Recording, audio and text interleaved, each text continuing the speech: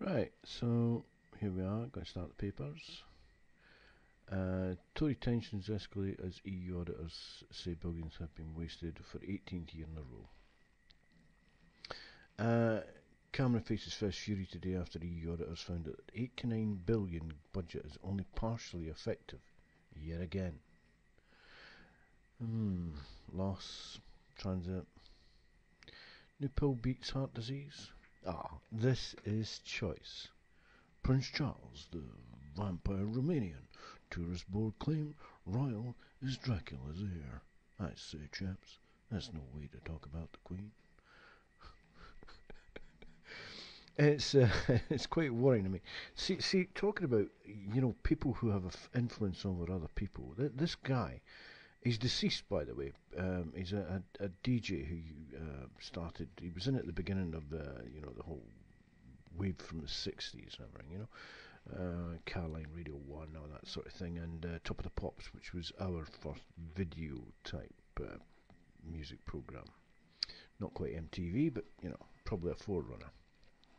So I mean, this guy was host to that and things like that, and I mean, all these horrendous stories are coming out about this man because he was a paedophile. Well, all the claims are that he was a sexual molester, and the age groups are quite traumatic as well.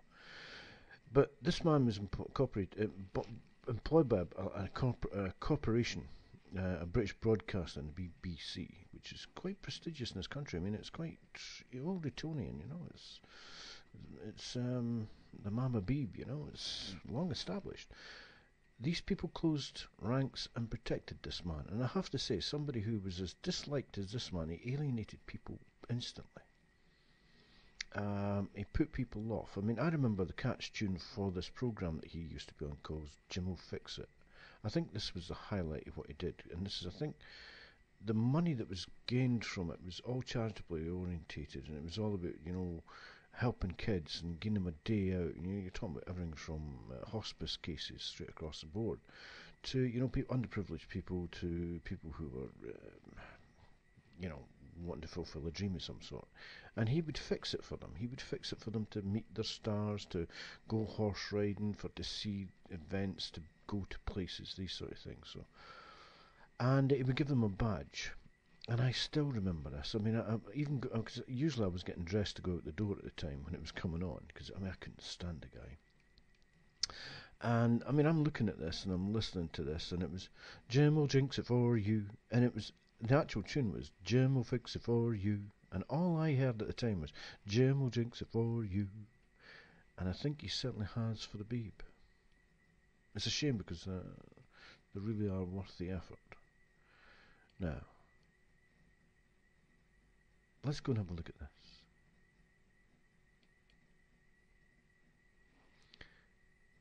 And this is accomplishment. This is the beginnings of something, I think. British woman crowned world's toughest firefighter. Superfit Suzanne Engd was celebrating yesterday after being crowned the world's toughest firefighter. The 33-year-old beat 5,000 other hopefuls from across the globe to triumph in the World Firefighter Games in Sydney, Australia, winning 4 gold medals and 1 silver. Suzanne of Cheltenham West Station in Gloucestershire excelled in the demanding tests, including dashing up 86 flight steps of the 1,014-foot Sydney Tower in full firefighting gear and breathing apparatus in under 12 minutes, 6 minutes ahead of the second place. Twice as fast. No wonder she's super. The pretty blonde also had to carry 3 rows of hoses over 90 meters and then unroll and connect them. Suzanne said her most daunting task was climbing over a 3-meter high wall in full gear. The world champion said it was really like a sprint because in between each of the 4 parts you only got a 5-minute rest, which was enough time to take your tunic off and try to cool down. Enough said, I think.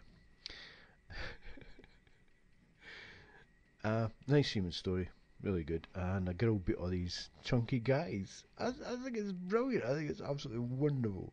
It didn't say that it was anywhere that it was just a female-only contest. It said firefighters, World Firefighter Games.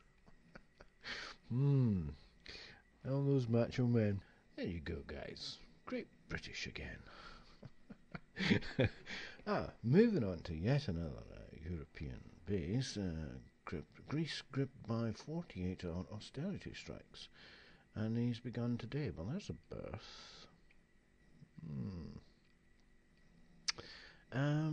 That's a rebirth, actually. It's been an ongoing situation, hasn't it? So, yeah.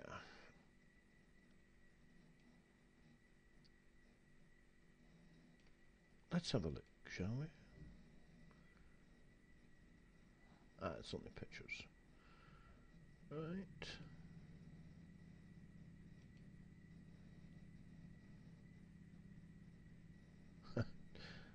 Tandemized.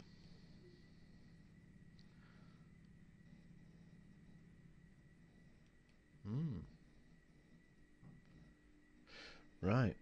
So, anyway, you can see there's a lot of pictures kicking about. So, let's just move on to the news. Kirstie Alley surprising confession. Patrick Swayze and I fell in love. All these dead people that can't confirm it. Anyway, Telly star Kirstie Alley claims she and the late Patrick Swayze were once in love. The 61-year-old actress claims she fell for the North and South co-star during filming of the 1985 Civil War miniseries. But the former Dancing with the Stars contestant says there was no affair because they were both married to different people at the time. Oh, isn't that great? She said, both of us were married. We did not have an affair. That's good, actually. I'm quite pleased for his wife. I think that's good. My, didn't he look young and fresh? Wow. Let's not go there. Yeah. The love of her life. Oh, she said that recently, didn't she? Unrequited, unfulfilled, ongoing processes. Enough. Out of here. This is a sad one. This is a mother who fears her daughter was kidnapped by her vengeful ex-boyfriend 3 years ago. May have been sold in Pakistani child trafficking racket. That is traumatic. I hope it gets resolved.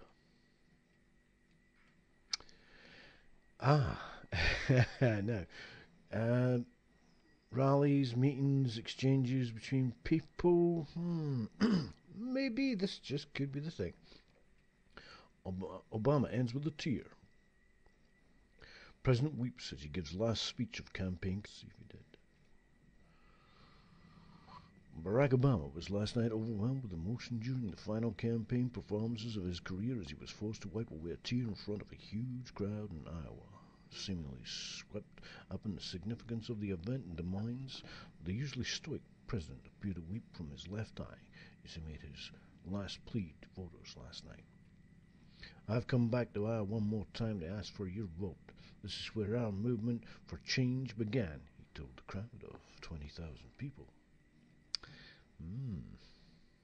Gatherings, beginnings, births. Yeah, it's an ongoing process. This could be well what was meaning. And they were unresolved, as the last card said. Oh, look. But no real exchanges. So, exchanges between people we're looking for. So, let's see. But, I mean, there's a rally beginning, and as they are, they're just parties. Now, Nadine Dorries faces threat of losing her seat after not telling her local party she was swapping her constituency for the I'm a Celebrity jungle. Nadine Dorries can be booted out of her safe seat, Tory seat, after furious local activities disorders discovered she had abandoned her constituency to appear in I'm a Celebrity. Get me out of here. Get me into here. I need the money. The future of the Conservative MP, who is paid more than £70,000 a year from the public purse, is in doubt after her local party chairman threatened her with a reprimand. Let's see. I mean, can't have anything to do with the generous incentives, can it? So anyway, yeah. This is this actually appeared. This newspaper actually updates as it goes along during the day. So this one actually, which just go back into, and this is New beginnings. People thinking they can actually make a new life for themselves by stealing. The only thing you can steal is the future you could give yourself. The only person you can steal from is yourself. Property gets replaced, but your choices get delimited by your choices. 4 people riding 3 motorbikes into Brent Cross Shopping Centre in North London shortly after 10:15 a.m. Witnesses said the man sped into an upper area of the shopping centre and headed for the Fraser Hart jewellery store. They are believed to have taken Cartier, Rolex watches as well as other items of jewellery before speeding off. Witnesses described how shoppers began to panic as the robbery took place, with many people running for the exits and others trapped in stores. News of the day. Still, that's not really an exchange, that's sort of a one-way transaction. Looking for an exchange. Child 4 suffering from cerebral palsy is given £500 by a stranger. After stricken chain, Comet refuses to take his gift card for an iPad. Cerebral palsy sufferer Samuel Horton was given a generous gift card by the Family Fund charity. The donation was made so that he could buy an iPad to help him complete school homework. Kind-hearted John Alexander stepped in to give Samuel £500 cash after the collapsed retailer refused to accept the card. Now, Comet kept taking cash right up till they went into receivership, even knowing that they were never going to be able to cover their debts. Other customers have hit out at the Comet after being left unable to redeem gift cards. Already got the money, honey. The 4-year-old cerebral palsy sufferer left heartbroken when Comet refused his £500 gift card is celebrating after a complete stranger stepped and donated him the cash. Exchanges between people. And on that lovely note, that's today's papers. As predicted by the Talisman Runes.